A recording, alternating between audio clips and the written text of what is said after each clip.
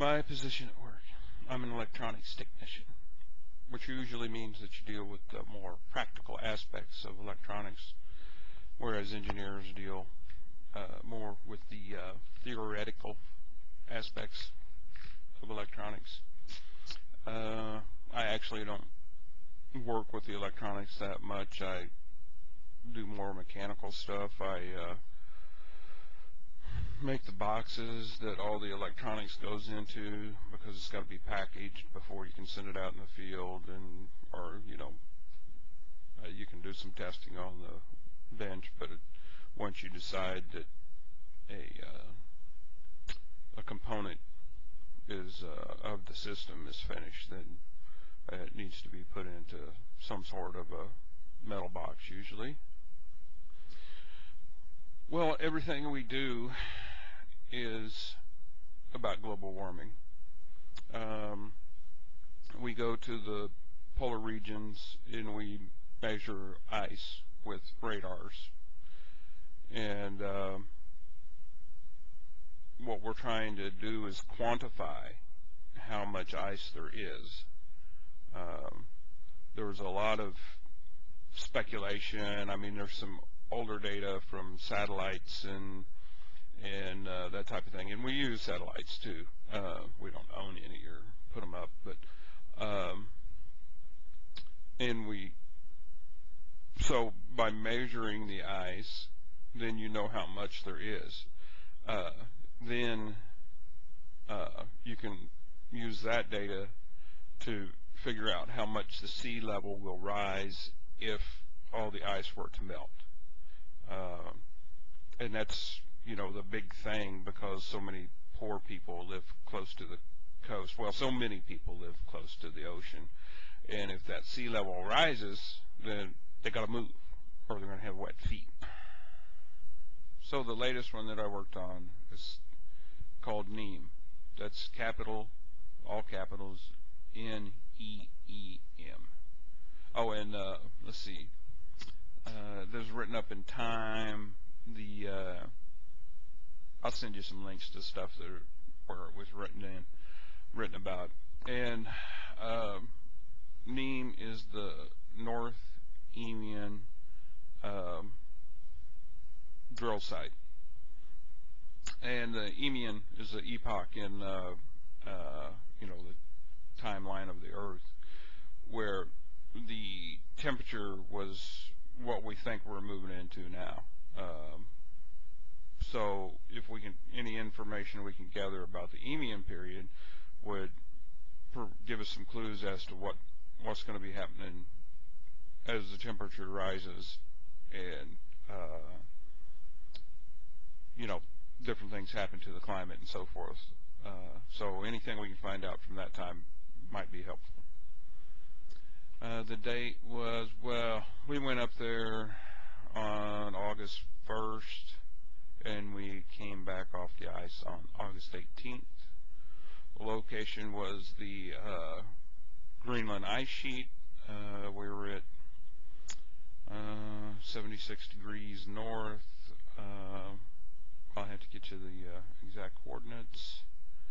The goal of the project was to measure the University of Copenhagen is drilling a deep core site at this location, and so we went up to measure, because a deep core you only get a core of ice that's about 6 or 8 inches across, and so you can do a lot of science from that core, but it's only 6 or 8 inches, and so we can cover kilometers. So we go out and we did a 15 by 15 kilometer grid with a spacing of 1 kilometer, and so we go back and forth across the ice, and the layers that the people doing the ice core find, you can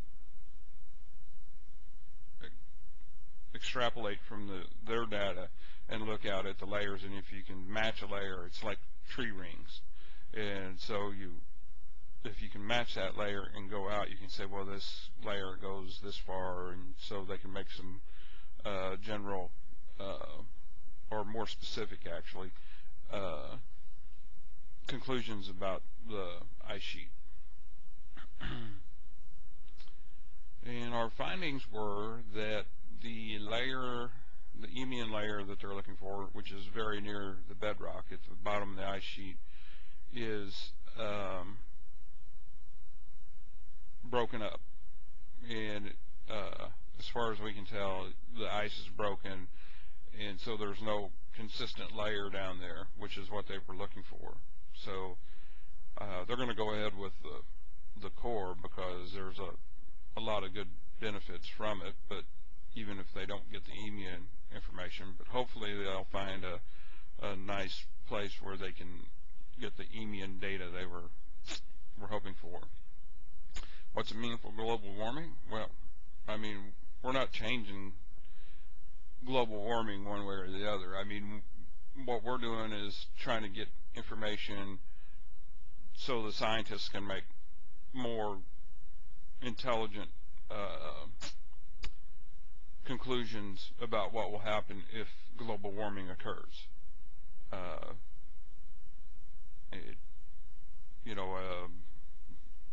As far as changing global warming, that's somebody else's job, because we don't make hybrid cars, we don't make more efficient power plants. We build radars and look at things from a distance. Interesting facts I learned during this project. I learned about the Eemian epoch. We always have some lively discussions about global warming, what the cause is, whether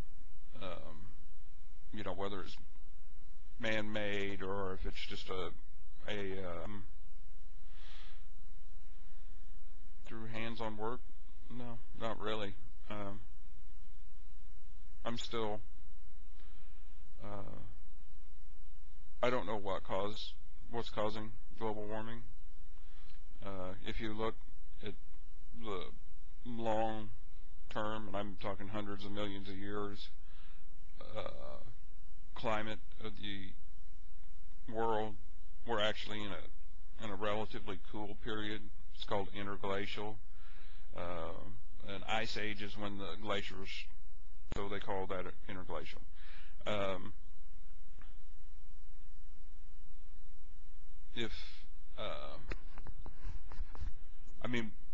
Most of the history of the Earth, there hasn't been any permanent ice sheets on the globe.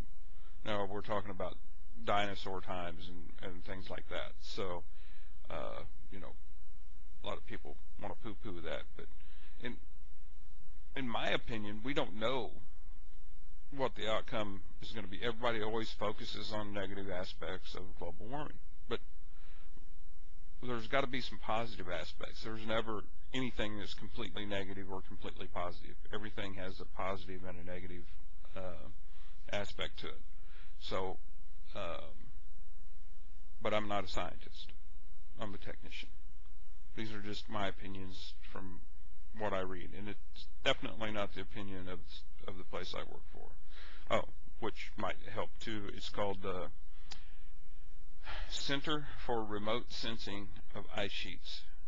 And if you look up remote sensing in Wikipedia, remote sensing is looking at objects, different, anything at the top of the ice sheet, and we're looking at all the layers through the ice sheet. So we're actually on the ice sheet. It doesn't have to be like, well, I won't say any other way, but you can't just like look at it, visually. You have to have some telecommunications type of, which is radar,